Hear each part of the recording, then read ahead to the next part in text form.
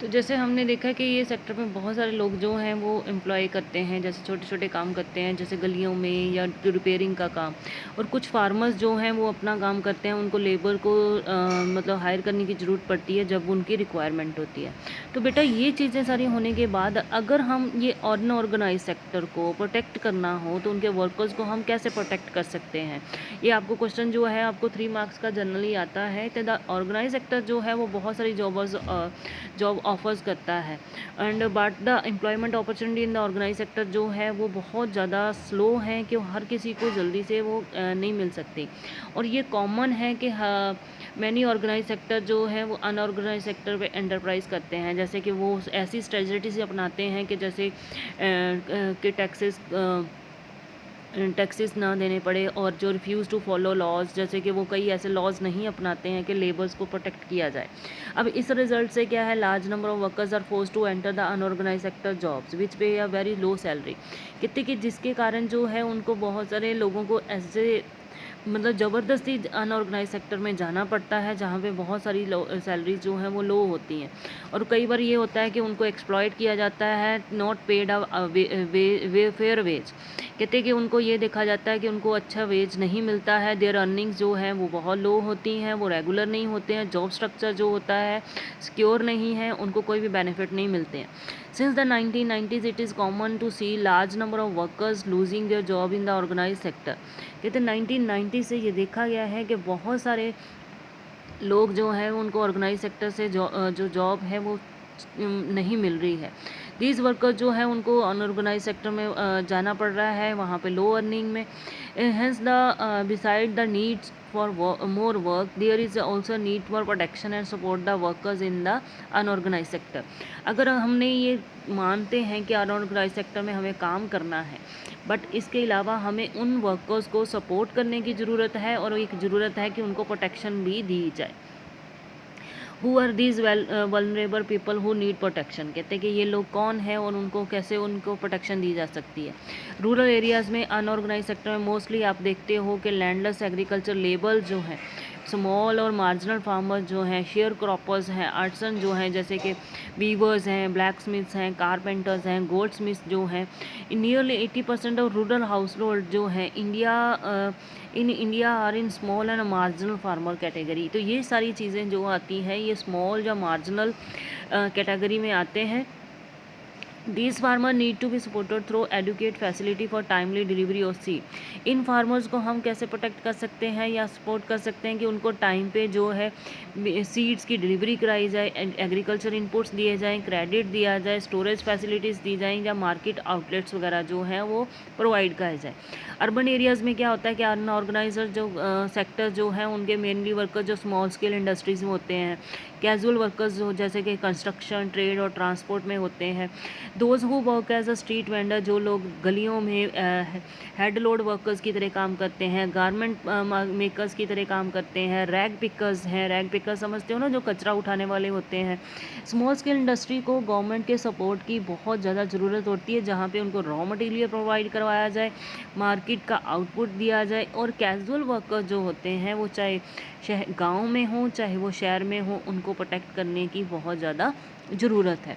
We also find that majority of workers from schedule caste, tribes, backward communities जो हैं वो unorganize sector में मिलते हैं।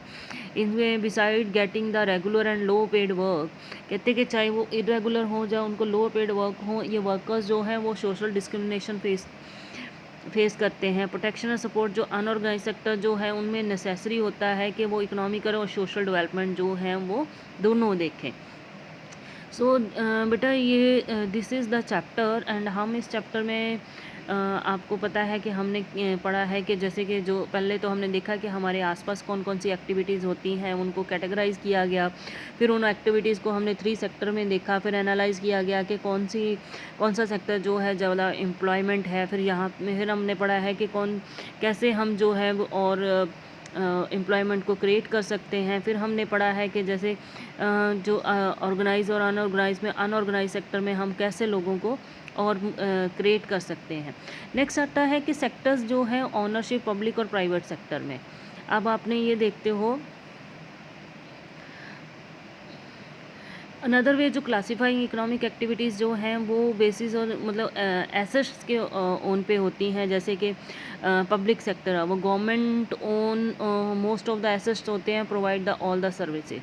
जैसे गवर्नमेंट की गवर्नमेंट ऑथराइज्ड होता है और उसमें बहुत सारी सर्विसेज जो है प्रोवाइड की जाती हैं। प्राइवेट सेक्टर जो होता है वो डिलीवरी और सर्विसेज जो है कि होता तो वो प्राइवेट है, बट उनकी जो सर्विसेज जो हैं वो कुछ ही लोगों के हाथ में होती हैं, चाहे वो इंडिविजुअल हों चाहे वो कंपनीज हों। रेलवे, पोस्ट ऑफिस जो है वो पब्लिक सेक्टर के एग्जांपल है, जहाँ पे टाटा आयरन स्टील लिमिटेड है, जो रिलायंस इंडस्ट्री है, ये प्राइवेट ओन्ड है। Activities in the private sector जो हैं वो बेस्ड उनका मोटिव क्या होता है, प्रॉफिट कमाना। To get services we have to pay money to the individuals and companies. The purpose of the public sector is not just to earn profit. कहते हैं गवर्नमेंट जो पब्लिक का उनका कोई भी जो मोटिव जो होता है कि प्रॉफिट नहीं होता। Government raise money through taxes. Government जो अपनी मनी जो है वो करती टैक्सेस के थ्रू, या एक्सपेंडेड जो होते हैं जो सर्विसेज पे उन पे करती है। मॉडर्न डे गवर्नमेंट जो है वो बहुत सारी होल रेंजेस पे एक्टिविटीज़ पे पैसा खर्च करती है। और वो कौन सी एक्टिविटीज़ होती हैं और गवर्नमेंट ऐसी एक्टिविटीज़ क्यों करती है। There are several thing needed by the society as a whole but which the private sector will not provide a reasonable cost. बहुत सारी ऐसी चीज़ें होती हैं कि हमारी सोसाइटी को ज़रूरत है, बट प्राइवेट सेक्टर जो है उसको एक रीजनेबल कॉस्ट पे प्रोवाइड नहीं करता। तो why some of these need spending large sum of money which is beyond the capacity of private sector. कहते कि क्यों ऐसी चीज़ें की जाएं जहाँ पे प्राइवेट सेक्टर से वो की कैपेसिटी से बाहर जाएं। After collecting money from thousand of people who use this facilities not easy. कहते कि जब हम ये सारी पैसा लोगों से खर्च करते हैं तो उनको फैसिलिटीज़ प्रोवाइड करना कोई आसान काम नहीं है। अगर हम लोगों even if they to provide these things they would charge a high rate for their use। कहते कि उनका यूज़ पे उनको हाई रेट दिया जाता है। जैसे कंस्ट्रक्शन ऑफ रोड्स हैं, ब्रिजेज़ हैं, रेलवे हैं, ये सारी चीज़ें जो हैं बनाई जाती हैं। Government have to undertake such heavy spending and ensure that facilities are available for everyone. Government इन चीज़ों के ऊपर अपना कंट्रोल लेती है ताकि हर किसी को फैसिलिटीज़ जो अवेलेबल कराई जाए। There are some other activities, जैसे कि गवर्नमेंट को सपोर्ट करना पड़ता है प्राइवेट सेक्टर को, and the private sector may not continue their production और business unless government encourages it. जब तक गवर्नमेंट उसको नहीं बोल सकती, प्राइवेट सेक्टर जो है वो अपना बिजनेस वगैरह जो है वो तब तक नहीं चला सकते। अगर एग्जाम्पल के जैसे एक इलेक्ट्रिसिटी बेचने का काम जो है कि जैसे at the cost of generation में push of the cost of production of goods in many industries. कहते हैं कि उनको मैनी इंडस्ट्रीज़ की कॉस्ट बढ़ जाती है। जैसे मैंने unit specially small scale units जो यूनिट हैं might have to shut down. कई बार जो छोटी इंडस्ट्रीज जो हैं वो बिजली के खर्चे के कारण ही बंद हो जाती हैं। Government here steps in by producing and supplying electricity at rates which these industry can afford. तो गवर्नमेंट फिर जो इलेक्ट्रिसिटी का सप्लाई जो तब करती है जब उनको एक रीजनेबल रेट पे जो है वो दिया जाता है। Similarly the government of India buys wheat and rice from the farmers a fair price. एक अच्छे प्राइस पे जो है गवर्नमेंट जो है वो गेहूं और चावल खरीदती है। This is it stores in its godown and sells at a lower price to the consume through ration shop. फिर गवर्नमेंट जो गरीबों के लिए राशन शॉप्स के थ्रू जो है उनको रीजनेबल रेट पे बेचती है। जैसे कि हमने 9th में फूड एंड सिक्योरिटी चैप्टर में पढ़ा था। Government has to be a some of the cost. Government को कुछ खुद भी इसके कॉस्ट को झेलना पड़ता है। In this way the government support both farmers and consumer. इस तरह से गवर्नमेंट जो है वो फार्मर्स को भी सपोर्ट करती है और कंज्यूमर्स को भी सपोर्ट करती है। There are a large number of activity which are the primary responsibility of the government. कहते कि इस तरह से बहुत सारी ऐसी एक्टिविटीज़ जो हैं जो गवर्नमेंट जो है वो प्राइमरी लेवल पे इनका रिस्पॉन्सिबिलिटी लेती है।